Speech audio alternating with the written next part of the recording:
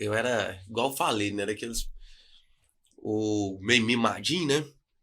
E meu avô, uma época, comprou uma estradinha e dava carona pra mim até no instituto ali, pra aula, né? Gente, vai ficar registrado o tanto que eu tô comendo aqui. Meu, desculpa aí, porque eu tô com Aí vergonha. a gente já. chegava na porta. Isso é a melhor publicidade.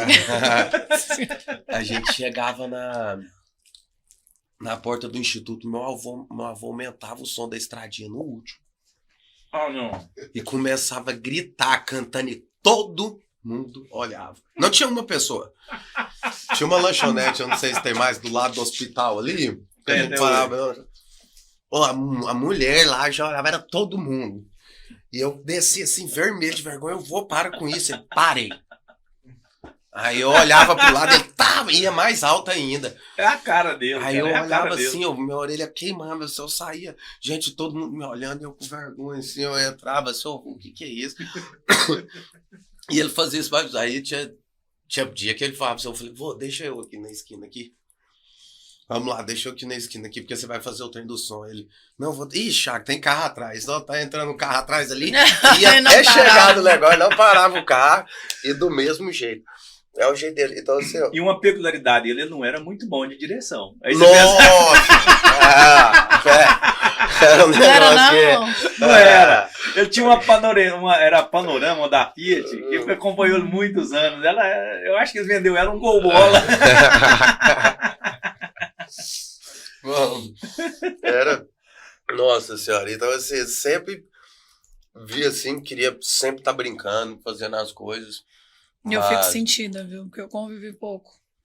Com meu avô, né? É. Mas era um Porque cara assim que a gente incrível. começou a ver a pandemia, né? Foi a pandemia. Quando eu engravidei, a gente tinha poucos meses, né? Não, dizendo a Isabela que não tinha perigo de engravidar, não. Tá lá. Toda vez. Tá com a dona Maria ali, correndo pra ter o perigo. Aí você tinha que me agradecer. Porque olha que trenzinho mais fofo. É verdade, é o significado da vida, né? E é interessante, assim, o meu professor Nandino, assim, a gente fala respeitosamente, tá? O Dr. Jorge Chadu, não sei se você lembra dele, Thiago. Sim, demais. Ele teve aqui no podcast. Aí, ele uma vez, ele falou assim, religião muito boa é aquela povo do espírito, mas, rapaz, é boa, mas não tem lógica, não. O cara que criou a religião é um doido. Porque ele não tinha, sabe? O professor, ele não tinha. Ele não servia para ser uma influência, porque ele não tem uma persona. Ele é muito engraçado, natural. Se for para ele brincar com alguém, ele vai brincar com alguém. Ele não tinha filtro, né? Não. Digamos assim. Não, ele era 100%. Não. Tanto é que é o seguinte, palestra com o professor não tinha tema. Eles desistiram de colocar tema para ele. Todo palestrante tem um tema. Ele não seguia. Nada. Ele nunca seguiu nada. Ele sentava, vamos conversar, né? E começava. Aí os povo não, vai lá, tema livre. Então, pode ver no canal. E o assunto não acabava, não tinha fim, né? Sempre. Nunca. Era. São histórias lindas, porque assim, o professor Nandino, o Thiago deve ter ouvido essa história milhões de vezes, é de uma origem humildíssima. E ele apanhava da mãe dele doidado, não era, Thiago? Então, assim, ele contava aquilo não com mágoa, com nada assim, para contar a origem dele. Ele adorava contar a história. Quando a gente criou aqui e falou que era para ele ser o primeiro convidado, porque ele adorava contar a história dele. E a história dele é simplesmente linda. É incrível. É uma história incrível. Eu falo para a Estela, eu falo para o Beto, falo para o Wagner. Que história? É a história de filme. Sim. Tem que alguém se tocar e fazer um filme da história do professor Nandino. Já deixa aqui alguém. justamente. Algum roteirista, por favor. Cara, é de uma história incrível. E Deus agiu tão fortemente na vida dele. E ele deixou, porque é o seguinte, uma coisa é Deus querer agir, outra coisa é você deixar Deus agir na sua vida. Isso assim, é o que a gente está falando independente de religião, né? Ele deixou Deus agir na vida dele. E ele marcou a história. Por isso que eu falei, é difícil ser neto do professor Nandino nesse sentido, né, Thiago? Você que nunca parou para pensar nessa vibe. Não, por exemplo, tinha lá mais 2 amigos meus, né? Aí um outro amigo meu chegava e falava assim, deixa a gente ir lá pra casa? A mãe não. Aí quando eu falava assim, deixa a gente ir lá pra casa? Então vai.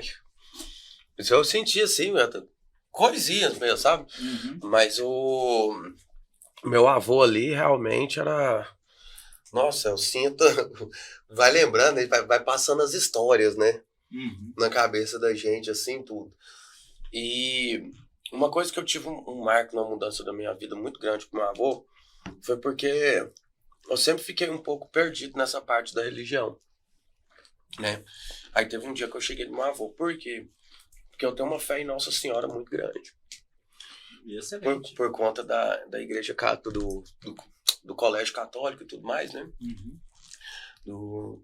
Dos salesianos, sim, dos auxiliadores. E um dia cheguei no meu avô. Eu falei, vô,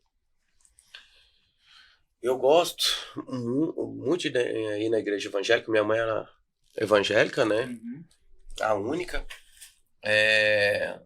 Eu tenho uma fé em Nossa Senhora que eu não sei explicar. Eu me sinto protegido daquilo ali quando eu falo isso. E eu acredito na reencarnação. Que bagunça que é isso aí? Que eu... Me dá um norte aí, pelo amor de Deus, né? Aí o Marcon falou, Thiago, sua religião é o que você faz pro próximo. Claro. Religião Quando você coloca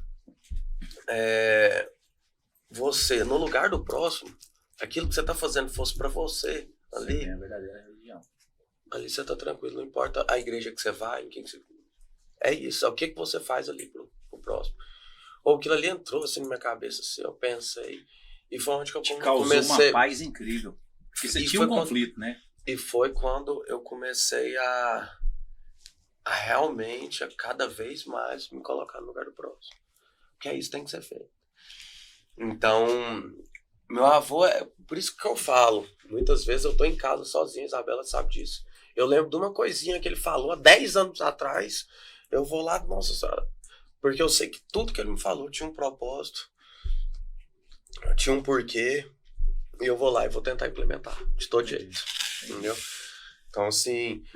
Porque ele não é só inteligência, ele é vivência, né? Então aí tem outro peso, né? Tem outra, porque a pessoa que tem vivência, ela tem mais conteúdo, porque uma coisa é teoria, outra coisa é prática. Sim. Olha a história linda de vida que ele tem. Cara, o professor Landino era a coisa mais engraçada, a Isabela não sabe. Ele usava uma camisa azul.